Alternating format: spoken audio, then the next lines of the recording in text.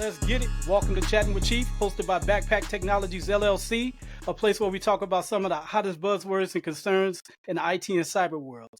Today's guest is Indira Rice Donegan, Chief Technology Evangelist at Red River, and I'm your host, Jason Blair from Backpack Technologies LLC.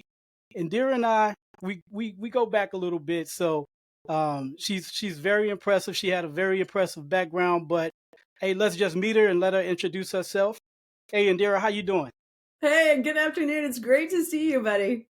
Yeah, thanks. Good to see you too. So, if you could tell the people out there a little bit about yourself, a little bit about Red River, and also what the heck is a chief technology evangelist? First of all, I love multi-part questions, so thank you for that.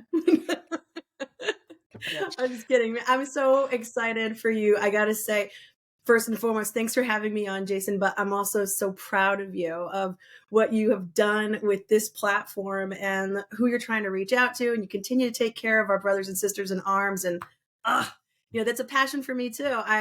I thought I was going to leave the Army, and then, look, I'm just really just a phone call away in many respects to all of the services and the joint warfighters that I spent an entire adult life building a career on. So congratulations to you, first and foremost.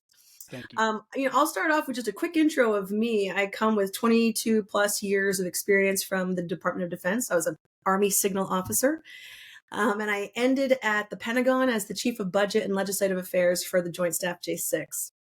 And prior to that, I did some pretty heavy lifting in a group called the Integrated Operations Division underneath the J8, where I did crisis management, budgeting, and planning from a force modernization perspective. So that was really like learning how much would it cost to cover the gap in taking care of anything that popped off in the world that required American men and women to serve in defense of the nation. And it was always like, a quick kind of a math drill as to what did we have boots on ground in training exercises or installations that we have across the globe. And then also the airframes, the wheeled vehicles, everything else that was either already in that particular theater that was going to require support or needed to be brought in because it wasn't readily available. And again, my background was as a traditional signal officer with a heavy cyber flavor to it, simply because I was in the seat at the time at Signal Towers, which sadly no longer is standing with us, but I was there with the group of individuals who helped set up the cyber MOS.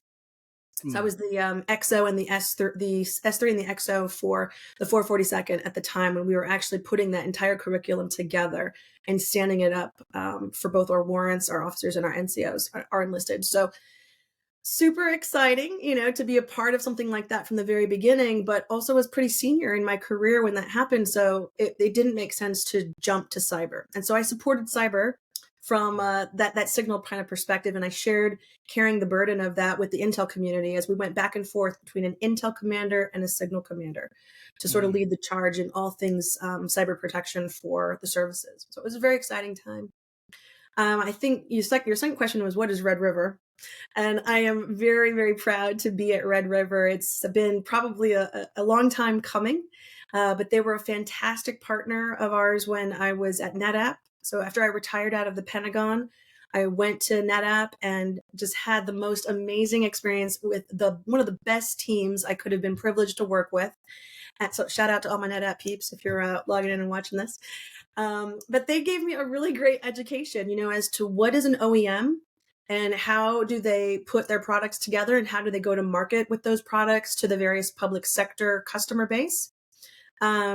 And it was really just a fantastic time. Red River was an elite or a prestige level partner to NetApp at the time as a reseller. So I got to know a lot of those reps very intimately, because what a lot of people may not know, if you're watching this and especially if you're active duty and you're considering a transition soon into industry, an original equipment manufacturer, somebody who makes something, they can't sell it directly to the government. They have to go through a third party, be it a large integrator like a GDIT or a Leidos or Peraton, something of that nature, or they can go through a value-added reseller like Red River. And we're the ones who will actually deliver that OEM's product to the customer. So we have to be very well versed in it. We have to know as much as the OEM about that product, and then make sure that what the OEM sold to the customer, it's delivered in exactly that same way so that there's no disconnect. Right. And Red River always just served me so very well, in all of the deals that I was able to work with them. And I was very proud to have them as partners and honored to take on the role of a CTE for them. So a Chief Technology Evangelist is actually a title that's been around for about 20 years almost. The very first one who coined the term was Guy Kawasaki out of Apple. And the idea is you want a senior leader who has the ability to galvanize everything that's necessary, both internally and externally, to elevate the brand awareness of that product, or in this case, this company, to a much higher level. And so that's what I do here. I think it's a lot of, at the end of the day, it's all about building great relationships and driving real revenue and growth for a fantastic organization that has a stellar 30 years of experience delivering the absolute best in disruptive technology to the customer how they need it. Right. Because you can have something resold to you from a lot of different organizations out there, but not all of them will take the time and have the experience to know, for example, in the DoD sense, the very sometimes lengthy acquisition process that the DoD customer has to wrestle with, even though they know what they want. Sometimes they don't know what they want. They just clearly understand the problem that they're trying to solve. And they need to bring on subject matter experts like myself to help them think through that problem in the most cost-effective way so they can put real capabilities into the hands of the war fighters so they can fight and win wars. Yeah, no, that's great. And I appreciate the rundown of all of that. And just kind of want the caveat. So it's not always a technical issue on having to solve a problem. You're going to have to bring it all together. One part is technical. The other part is just basically processes. How do we even get this done? Should we get it done?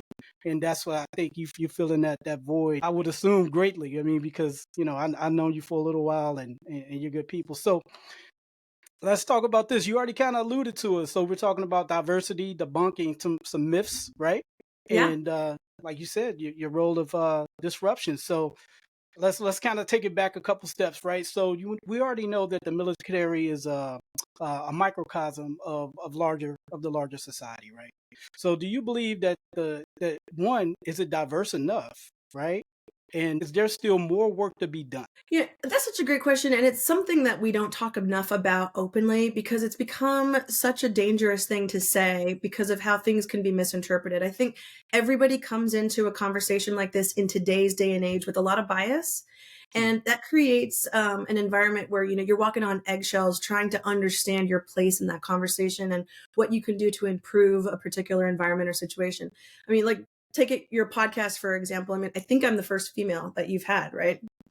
And I think that's a great thing. Is it a bad thing that I'm your first? I would say no, absolutely not, right? Like, we have to keep things in perspective and let's look at what does the world around us look like and what are we trying to do? Because to your point, are we reflecting the greater society with how our military is set up? And I would say, no, we're not, but not in the way that you might think.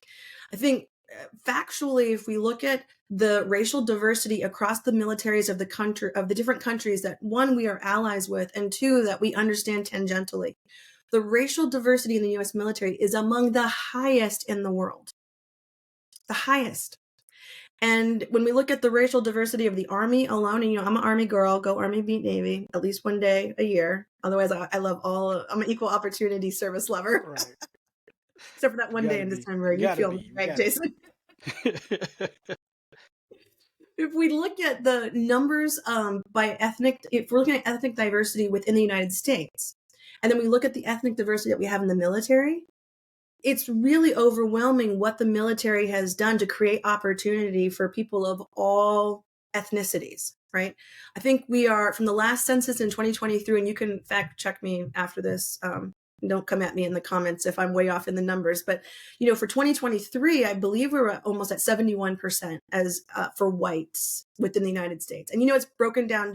Don't come at me in the comments, folks. This is how the Census Bureau breaks it down by whites, blacks, Hispanic, Latino, Asians, and then there's a bunch of subsets for Pacific Islanders, Native American, and those who claim partial Hispanic background but might be Caucasian in skin color, like myself. I'm actually 50% Panamanian and 50% American. My father was fifth generation, born and raised in Oregon, but my mother was from Panama. And I speak Spanish fluently, but I'm also very fair complected because in Panama, there are a lot of different skin tones available. So it's not a good idea to judge people by their skin color as to what their ethnicity may be, because you might end up being very wrong. And so I think for us being a predominantly white country, if you look at the United States Army, the distribution actually it's really interesting. Those who acknowledge or, indicate in the Army census, white, not Hispanic, it's 53.6%. In a country that is 71% identified as white, non-Hispanic.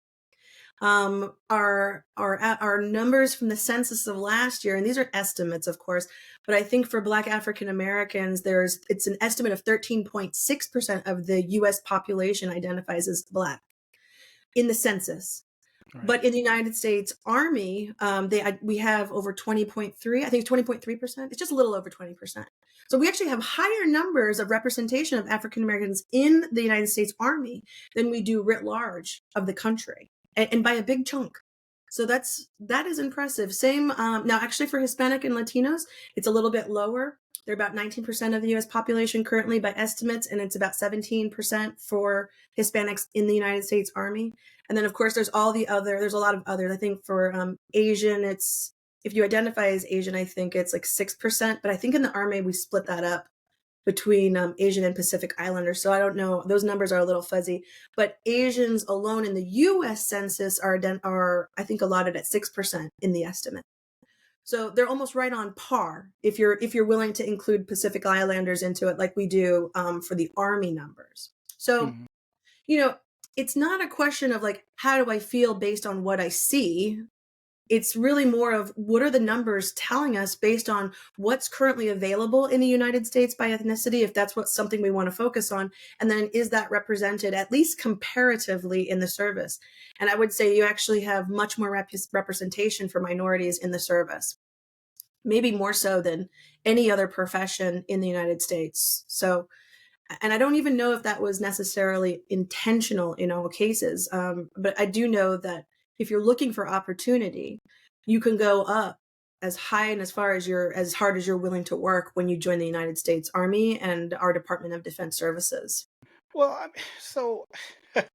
there's a couple ways we can go with that, but I think you're right. The military definitely, provides more opportunity to those that will probably be disadvantaged, in other environments, right? So I'll agree with that one, and keep moving forward a little bit. But what about the ratio between males and females, right? I mean, Yeah. I know we can slice this up a lot, right? But just kind of let's keep it broad, like race, and then gender, right? So, do you think that the military is doing a good job as far as that piece with gender equality? I do, actually. I mean, so again, I look at what the population is of the United States, and we're almost split 50-50 in the United States, men and women, which is, I didn't even really know, I didn't realize that until my husband, he's active duty signal officer as well. And he's actually, from a cybersecurity perspective, a part of the Army HR task force. And so they're putting together a lot of things to try and figure out how to use technology to better align individuals in the Army into the right jobs at the right time, and how to increase retention and all of those cool things. And so that was something that when he brought it up, I was shocked because I grew up in the Army. I was ROTC commissioned and was commissioned at 21. And then I just retired in October of 21. So, I mean, I basically spent my entire adult life in the Army, and very often I was the only female or just one of a few females in the organizations that I was in. As a company commander, I did have 2 company commands back to back, but my second tactical command that I took to Iraq, I was a female commander of 108 guys. That was a normal experience to me in the military to kind of be the minority there, but I never felt like the minority based on my gender. Now, the Army is set up right now, as of today, 84% male, 16% female. I think we have to ask ourselves the question, like, what is there to gain by trying to almost jerry-rig those numbers? I mean, the reality is that the Army is extremely difficult. It's a physical and demanding job, and a majority of those jobs are very physically demanding and require a lot of strength and determination and grit. But the women who are drawn to it have an opportunity to really excel in that capacity, because honestly, like, there's really, like, you can do whatever you're willing to apply yourself to. The Army will provide you the opportunities and the training to be as good as you want to be. You just got to you have to have the mindset that you're not going to let anybody outwork you. Yeah. Let's circle back to one point you just had, right? So when I first joined, it was I'll say thankfully I was signal, so it wasn't like infantry, but I did go to some light infantry divisions or whatever, and it wasn't a lot of women around, a lot of females. So, but as time progressed, right, and things got a little bit different, the equipment moved out. I was starting to see a lot more women in the ranks, right? And then I started seeing, once I became a warrant officer and things like that, it started thinning again. I felt like there was a diversity issue when it came to IT and cyber communities, right? Yeah.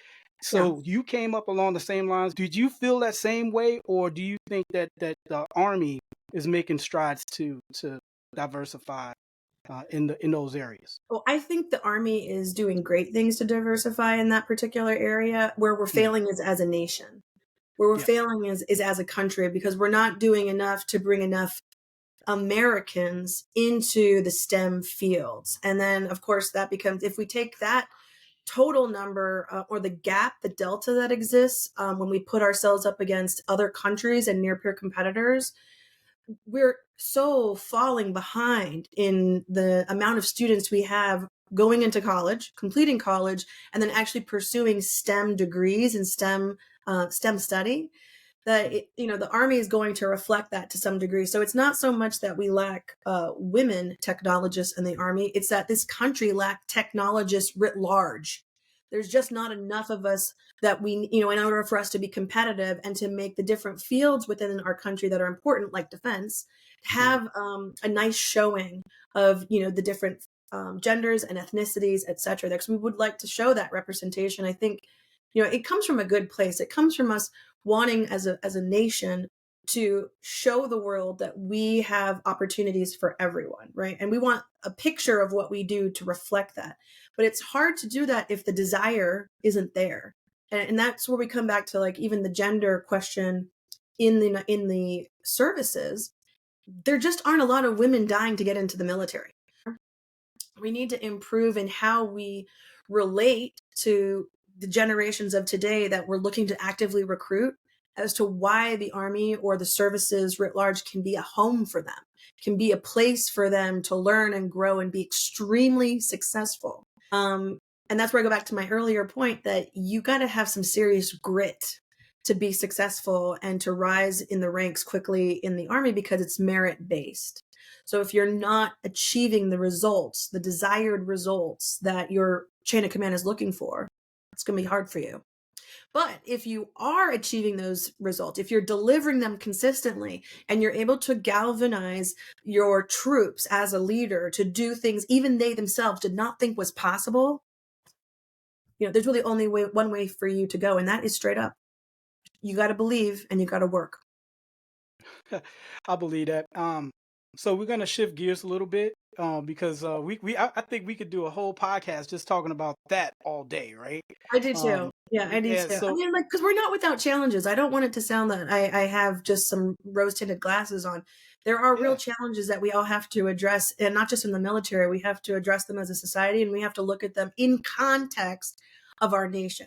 Because I assure you, if we look at the demographics of diversity in in African countries, it's not going to reflect the kind of diversity that we've already achieved here in the United States. If you look at Asian countries as well, it's not going to reflect the kind of diversity that we have achieved here as a relatively young country compared to many of the countries of the world today. So, I mean, we can't be so hard on ourselves and ignore the facts. There's real data that can be looked at to let us know where we are, how we're doing, where we might want to improve, and also to give credit where credit is due, because there's been some really good things that have been happening here, and sometimes that gets lost in all the noise.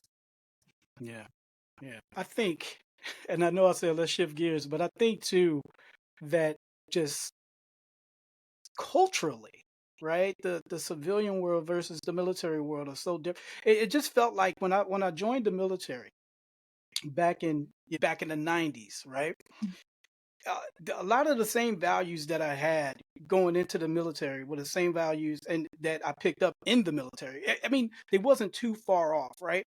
I think now that I have kids and I talk to a lot of the younger generation, Yeah. those values, good or bad, are not necessarily aligned, right? So I don't know. I think that kind of plays a part into maybe the low recruitment numbers or how do we, get this thing diversified. I think it's just, I think culturally, dare I say it, they don't, I'm probably gonna get in trouble for this, believe they have to serve or have that same pride in Yeah. serving as we did back, a couple decades ago, right? So Yeah. um You I'll know, get off that. well, no, it's a totally valid point, and you're a father now, and so that sets the conditions for how you see some of this, because you're thinking about your children, and the opportunities in the future that your child. I'm the same way. I'm a mother, but I don't know necessarily that I was overcome by a desire to serve my country. I don't believe that that was what pushed me to join the military. But I will tell you that the opportunity that it provided me to complete college, to get a degree, to get certifications and higher learning in the technology field that I may not have been able to do had I gone a different route. And certainly the opportunity to get a job right after I graduated, right, and start earning. The military really does a good job of taking care of us in that respect and taking care of a lot of the things that would normally be a big stressor, like our housing, right? Like eating a meal 3 times a day, like what you're going to wear every day. These things are not problems that you have to concern yourself with when you are serving your country in uniform, because the services will take care of all of that for the most part if you live within your means.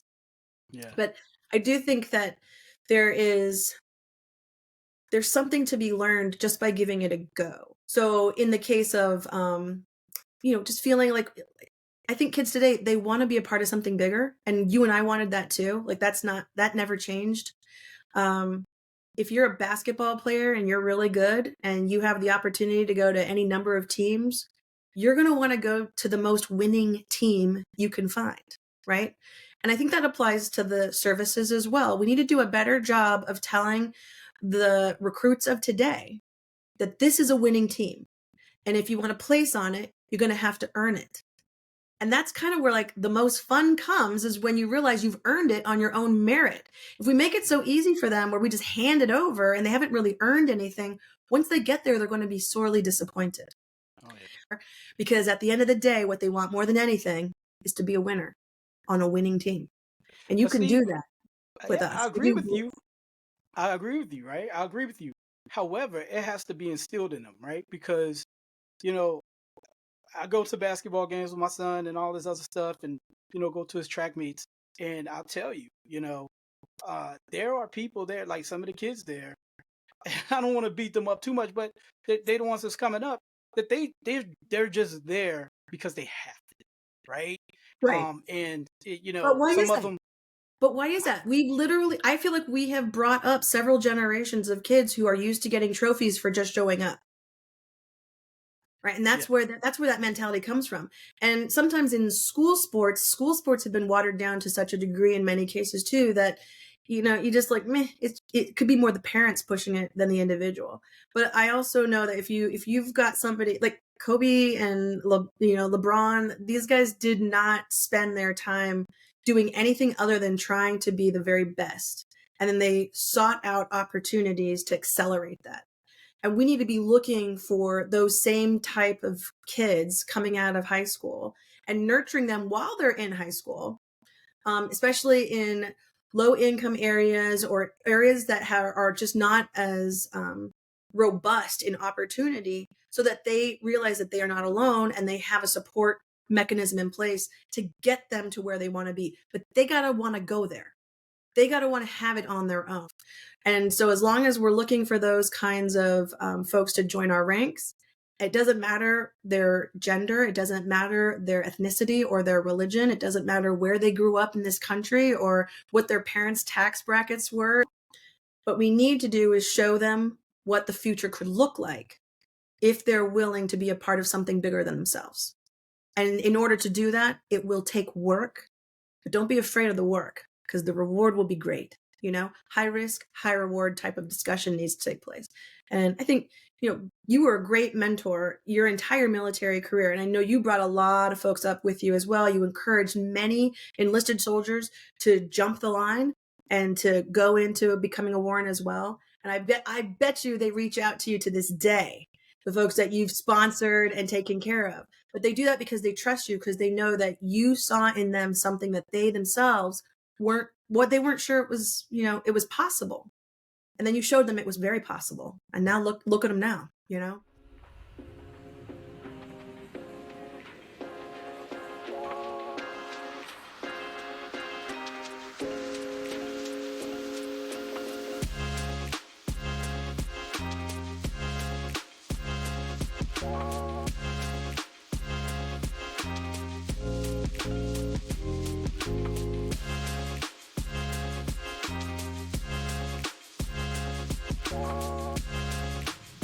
Now we're really going to shift gears here, right? So, Okay. all right. So we're gonna go back a little bit to the technology piece on this. So, all right. So cloud, it's been a thing for me. It's been, we've been talking about this for a while now. So another two-part question for you, right? So what do people normally get wrong about cloud migration, right? And here's the other question. Does it solve all of their data problems? Well, can I start I'll start with the easy one first. No, It won't solve all your problems. No. But gosh, it can sure help streamline and make life easier. I think the biggest problem today, and I'm going to take this from a DoD tack, if you don't mind, just to keep it simple. But I think that what I've observed in the last 3 years being out of the military, helping the DoD solve cloud problems specifically, is that we don't necessarily understand going in what exactly it is we're trying to achieve by leveraging the cloud. And one thing we are very good at in the military is understanding how to set a proper problem statement up and really identify all of the things that are inherent in that problem that need to be solved, so that we could break it out, chunk it out, bit by bit. If going to the cloud doesn't actively improve your business process, don't go. Because the biggest thing you're going to wrestle with is the cost. There is a cost shift when you're leveraging cloud from an on-prem type of performance, where you're now wrestling with ingress and egress fees. And these fees, they differ between the different hyperscalers and the kind of data that you have. So if you don't know the nature of the data that you're trying to move, if you're unsure of how much data you're even wrestling with, which is oftentimes the case, even on the commercial side, then really go slow. Don't rush to put a lot in the cloud, because there's a cost associated to that. And if you're wrong and you have to come back onto prem, the egress fees can be exorbitant, extravagant, much, much greater than what it costs to move that data into the cloud. Now, I will say that industry has done an awesome job in trying to shoulder the burden of understanding the nature of your data by creating a lot of different tools and kind of workshops, if you will, where you can partner with an organization like an OEM or an integrator, and they'll actually work with you for several weeks going through the data that you have on-prem.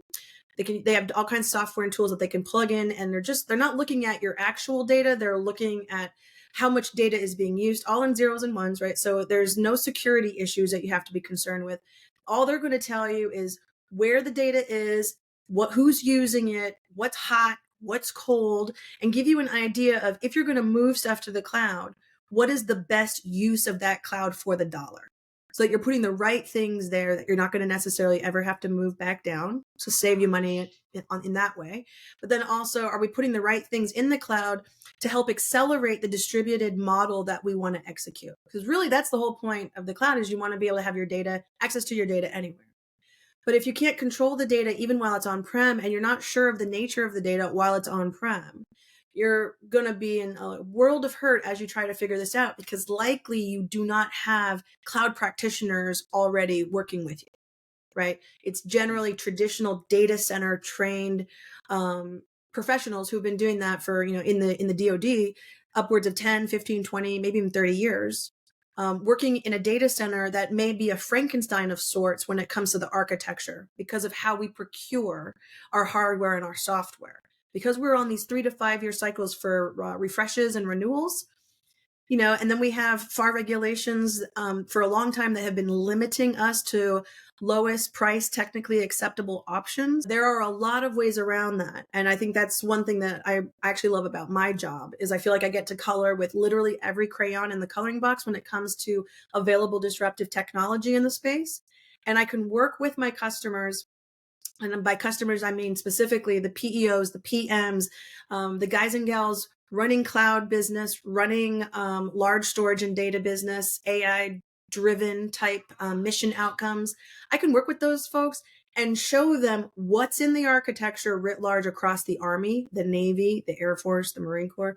I can show them where they have like more dominant architectures with specific standardized technologies and how effective they are for particular reasons, or where they're being held back, so that when we're done, we have a much more high performing, more efficient, more cost effective model for them to continue their mission operations. Yeah. So essentially, you're saying don't go at it alone, right? Don't. Oh my gosh, yeah. I mean, never got, look, come on, I'm Army. You need at least a fire team. Like, don't do, buddy, you need to be my battle buddy at a bare minimum, but the more, the merrier. Because today technology is becoming, it's so complex with things changing so quickly. There's no one company that can do everything for you. There's not. There's no one technology that solves all problems. Everything is a system of systems. Everything is now it's built up into like an ecosystem structure where you get the best in class technology for certain parts of the problem to come together to offer a solution that really makes a difference for the warfighter. And so having an open conversation with the original equipment manufacturers, having a good, strong relationship with them so you understand the technology is very important. But even more important is having a very strong and transparent relationship with value-added resellers and integrators who can actually give you a much broader strategic view of what's going on. Okay, because it's just too big. It's too big. And because of a lot of reasons outside of our own control in the DoD, we've become very undisciplined in our architectures. It's really more of a policy problem. And we've been a little too slow to correct policies, both from an acquisition standpoint, but also from an IT standpoint, right? Where we have to, one has to kind of educate the other. And I don't know that necessarily we've successfully seen that happen. We've had pockets of excellence for sure in different parts of the services, but collectively, clearly we haven't achieved that. And that's why we have things like CJAD C2. It's why we have things like the Joint Warfighter Cloud Computing Contract. These are elements that have come together in the last couple of years that are really trying to push this idea of creating a more joint understanding of how we communicate and how we deal with the zeros and ones, not only across the services, but with our allies and with all of the partners that we have to bring together in order to fight and win wars today, because we don't do it alone. We've always, always, always done it with partners. And so we want to continue on that path. Okay, so let's in keeping with this, right? So are things like the SLA service level agreement and security still a concern when you actually go to the cloud? And if it's still a concern, how is industry like mitigating those concerns? Well, I mean, we are always looking to be as collaborative as possible, because we understand that that's where you win. You win as a team. period. You just can't, like I said earlier, there's just no one entity that can do it all by themselves. And even when they claim to, I think when you pop the hood, you see like, oh, actually they've got a lot of partners involved in order to create this solution and to deliver it. We have to do it that way because that's the best way to do it. Service level agreements, I think, are fantastic as far as how they get best pricing for the warfighter in many cases. And they also create an outlet for the warfighter to ingest certain technologies very quickly, and to get them integrated into their architectures or even in the hands of their soldiers. So I don't necessarily see a problem with that, but I know that from a DoD perspective, some of those deals, especially with what we do with licensing, and when I say we, I mean the DoD. How the DoD does licensing today, it only works in a couple areas. And yet it's extended across so many other platforms and it doesn't really work, right? Because they're not getting full value for a sunk cost. We need to relook that. Personally, I think in industry level, we need to relook that. I think there's some things that we can do to help by providing more managed services and being open to managed services to take a lot of the burden off of the DoD and take care of things for them as a paid managed service. But it requires a lot of dialogue and a lot of transparency. And that's not consistent right now either across the DoD. You get some folks who really know their business and they understand the problem and what they're trying to solve. And they even have some really good ideas on how they want to get around to accomplishing all of that. And then they'll bring in industry partners to kind of like clean up the edges, or provide just like, hey, give me a second pass on this and make sure I'm not missing anything critical. And that becomes a really exciting relationship because you've got two parties or three or four parties coming to the table and they've all done their homework and they're all experts in their field and they're all aligned trying to accelerate that mission outcome as quickly as possible, get the right capabilities in the warfighter's hands. And so I love being a part of those conversations. And I try to encourage people to don't be afraid. Like, you need to be reaching out to industry. Don't just blanket say, oh, yeah, we're reaching out and we want to hear from industry. No, you don't. No, you don't. If the only thing you do is put out an RFI for information, you don't really want to hear from industry. All right? That's because I've been on the back end of that, having to review RFI responses when I was in uniform. And it was super arduous. It was an unbelievable task. It was very painful. And we didn't always have the technical acumen collectively to even parse through everything that was given to us and apply the intellectual rigor that was required to make sure we were coming up with the best possible solution. We would a lot of times outsource that to other partners under contract. And I always felt like that was not the best way for us to lead through a very heavy IT centric problem. Yeah, but I think you kind of hit a rock, right? When it comes to that, because like you said, you put out the RFI, the request for information, and then you don't have really the technical expertise to even review it all. So now you got to send it, like you said, to a third party. So it's almost like you really need a task force for those different major RFIs, right? Yeah. That's their sole focus. And you and I both know when you're in the military, you got at least 5 to 10 jobs, right? So Oh, yeah. you got your main job and 9 other sub jobs, which your ninth one is probably, another main job, right? So, all right. Yeah, So and it goes back to our earlier conversation. It's a talent management discussion at that point, right? And yes. I think there's a lot that industry actually can do to support that as well.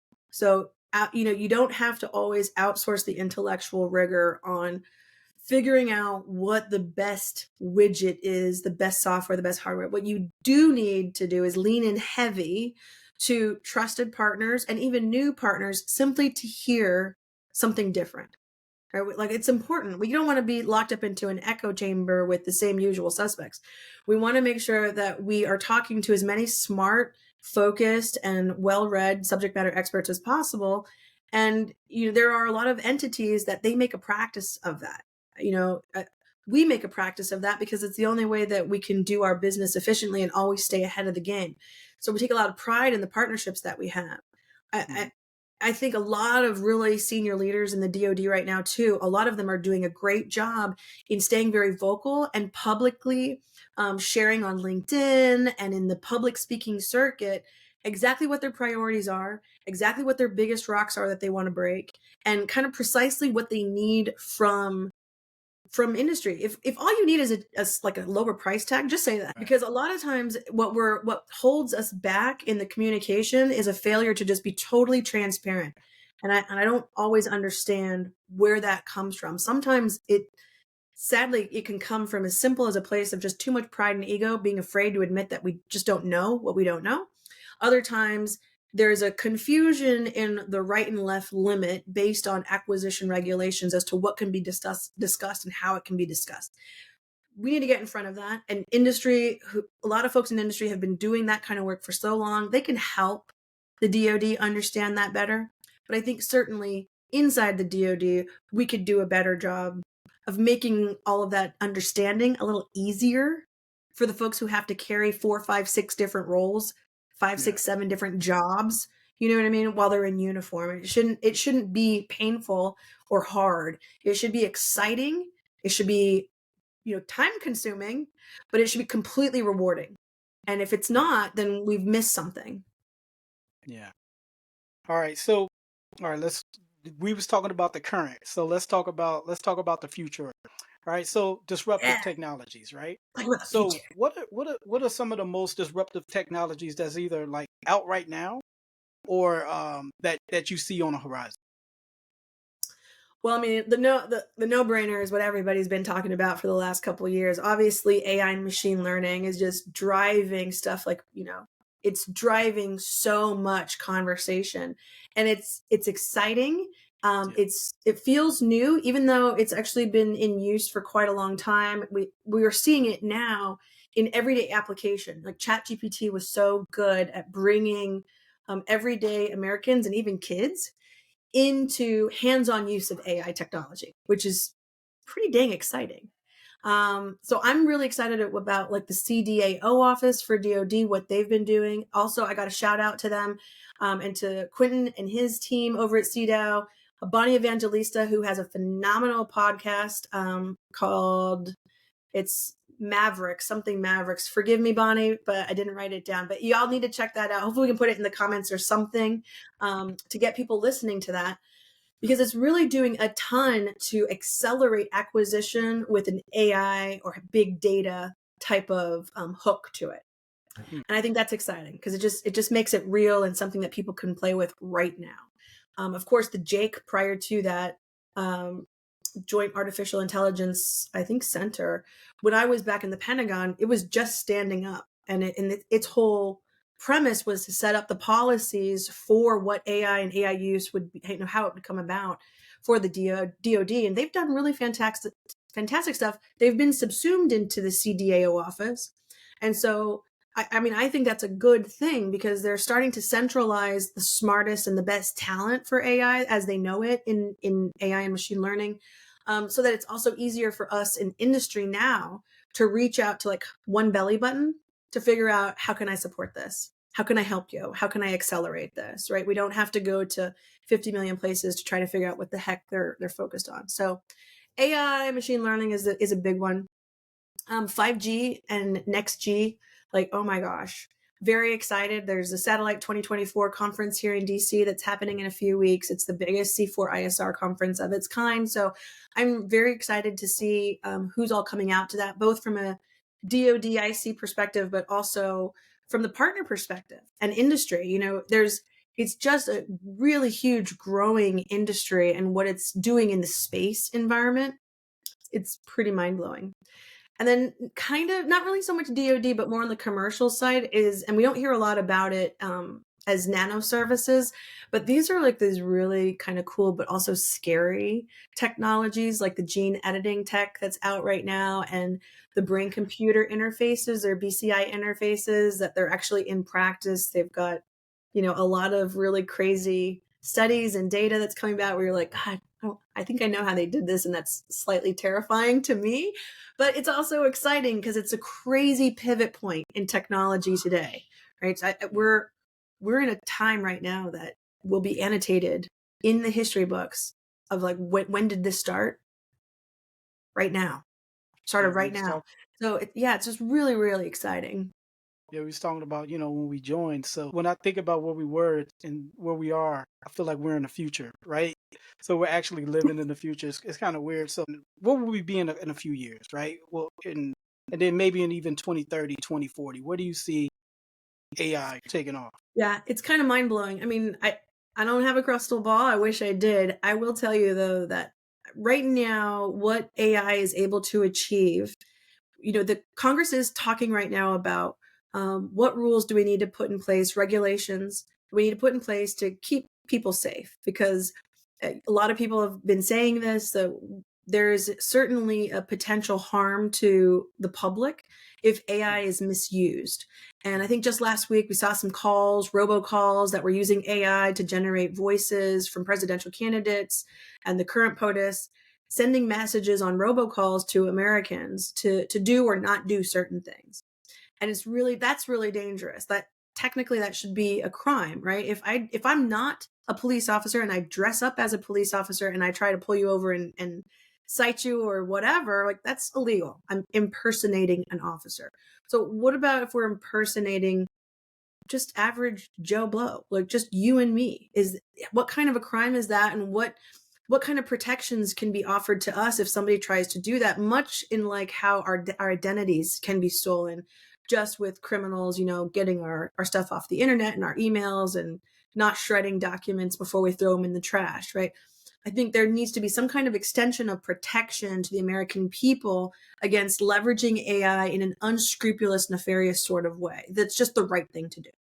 But that being said, it's such a new technology that I don't want to see it overburdened with regulation, where we end up stymieing new, innovative, creative thought. Because I am a creative, I'm an artist at heart, and I understand, like, the more opportunity, the more colors you have available to paint with, the better the painting, right?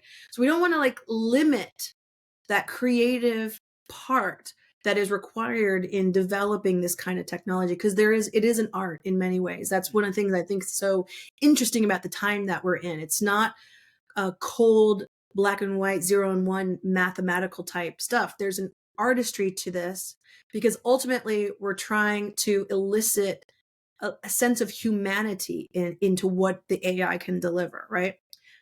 That being said, it's not human. It's artificial. There's nothing intelligent about it right now. It is the code, it's the algorithm, it's the human behind all of that programming that actually creates some kind of humanistic essence that we seem to relate to as humans, because it's what we know, it's who we are, it's how we are made. So until AI is nascent, it's actually creating on its own, I'm going to stay very excited and just watching, kind of with childlike, bewilderment as to how quickly things are progressing and what's happening. But the second that happens, I'm not going to lie, I'm going to be nervous, because Right. then it's now the AI is in a position to learn from itself and to code on demand for itself based on different inputs without the support of a human providing new code. That could be scary, because I go immediately, as a former warfighter and combat veteran, I go to worst case scenario. Anything good can be used for evil.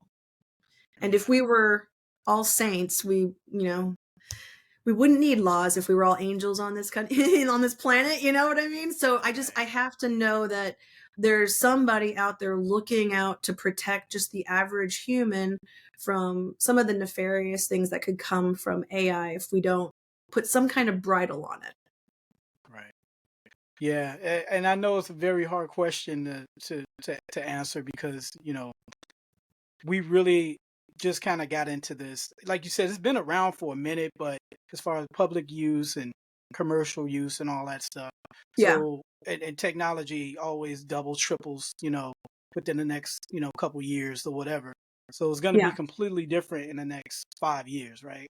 Oh, for The sure. genie's And, out of the bottle. You can't live without it now, right? there's a So lot, I you think can't there's go a lot of back. people. Yeah. No, you're so right. And there's a lot of people too that because they don't have a technical background, they'll see AI generate like an image and they'll be like, oh my God, AI created this. No, AI did not create this. There was a set of rules and boundaries algorithmic coding. It said blah, blah, blah. All these things were put in place, and it had to literally take pieces of pre-existing stuff to create what you're looking at. It's new. The image is new to you, but it was not the sum of the parts is new, but the parts are not new.